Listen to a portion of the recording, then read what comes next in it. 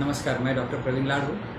मैं बाल रोग तज्ञ हूँ और भांडे प्लॉट सक्करदरा में मेरा हॉस्पिटल है। बेसिकली जो बच्चों के घर में बड़े लोगों को कोविड हुआ था या जो बच्चों को कभी बिना पता चले कोविड होके गया है, ऐसे बच्चों को ये MIC नाम का सिंड्रोम आता है। इसका नाम है मल्टीसिस्टिम इन्फ्लेमेटरी डिसऑर्डर ऑफ चाइल्डहुड या फिर टेम्पोरली कनेक्टेड विथ कोरोना। ये बेसिक ऐसा है कि बहुत सारी इसमें के जो लक्षण हैं वो लक्षण कोरोना से मिलती जुलती नहीं। बच्चों को बुखार आएगा, आंखें लाल हो जाएगी या पूरे ऑर्गन्स अचानक फेल्योर में जाना चालू हो जाएंगे। तो इसलिए मल्टी सिस्टम है, मतलब पूरा ब्रेन से लेके हार्ट से लेके किडनी से लेके लीवर तक ये सब सिस्टम इन्वॉल्व होती है। इसको इसलिए उससे बोलते हैं मल्टी सिस्टम MISC। तो ये यूजुअली बच्चों में देखा जाता है कोविड के बाद, या जिनके घर में कोविड बड़ों को हो गया वो घर में या बच्चों को देखा जाता है। MIC होने के प्रमुख कारण तो वो बोलना ये एसोसिएटेड है कोविड के साथ। तो इसलिए कोविड के जो भी क्योंकि ये बच्चों में कोविड की एंटीबॉडीज बढ़ी हुई देखी गई, इसका मतलब है कि कोविड का इन्फेक्शन कहीं ना कहीं इसके लिए कारणीभूत है। कुछ बच्चों को तो कहीं पे कोविड का कोई नामो निशान नहीं, मतलब उन्होंने बोला है कि हमको कभी बुखार भी नहीं आया, कभी कुछ भी नहीं आया, फिर भी उनको MIC देखा गया। तो ये सभी बच्चों में जो सीरियस कंडीशन में आपके पास लाए जाते हैं, जिनको बुखार रहता है, वो सब बच्चों में आपने MIC दिमाग में रख के ही वो हिसाब से ट्रीटमेंट करना चाहिए। जैसे बड़ों का कोरोना बहुत मात्रा में उसको कंट्रोल करना थोड़ा इजी है, बच्चों का MIC ये बहुत सीरियस बीमारी है। अगर बच्चा एक बार MIC में जाता है, क्योंकि उसमें सभी ऑर्गन्स इन्वॉल्व होते हैं, ब्रेन, लीवर, हार्ट और किडनी, और सबसे बेसिक है कि हार्ट फेलियर हो जाता है, उसको बोलते हैं मायोकार्डाइटिस। तो ऐसे बच्चे एकदम शॉक में आते हैं, मतलब पूरे ठंडे नीले पड़े हुए आपके पास आएंगे। तो ऐसे बच्चों को जब तक आप तुरंत उनको ध्यान नहीं देते, तुरंत ट्रीटमेंट नहीं मिलती, तो ये MIC बहुत सीरियस डिसऑर्डर है। पुराना जो बड़ों लोगों का कोरोना है उससे बहुत डिफरेंट है ये।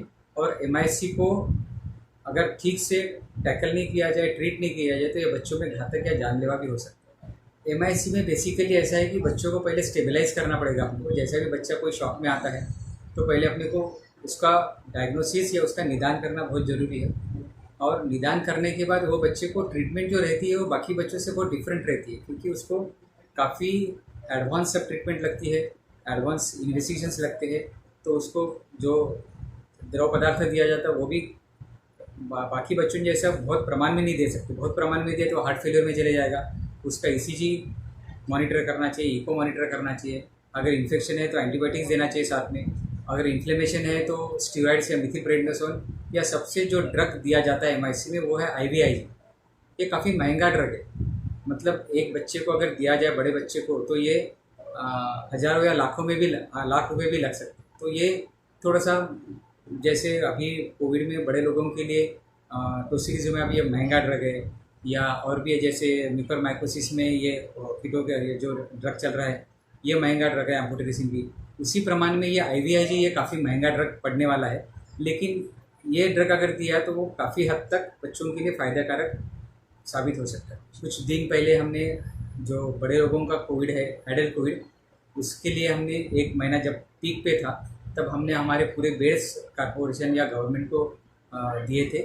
और हमने वो पीरियड में काफ़ी सारा एक्सपीरियंस भी गेन किया, काफ़ी सारी तैयारी भी कर ली, और काफ़ी सारे पेशेंट्स को हमने मतलब ट्रीटमेंट भी किया। तो एडल्ट पेशेंट के लिए हमने पूरा जोर लगा के, और एक कहने की बात यह है कि हमारे हॉस्पिटल में वो पीरियड में कोई डेथ नहीं हुई है, और हमने सब पेशेंट जो है वो गवर्नमेंट के 80% में ट्रीट किए, ताकि पेशेंट्स का जो पीक पीरियड था, जो पीरियड में पेशेंट्स को बेड नहीं मिल रहे थे, तो हमने हमारी तरफ से पूरी कोशिश की कि ज़्यादा से ज़्यादा लोगों का फ़ायदा हो।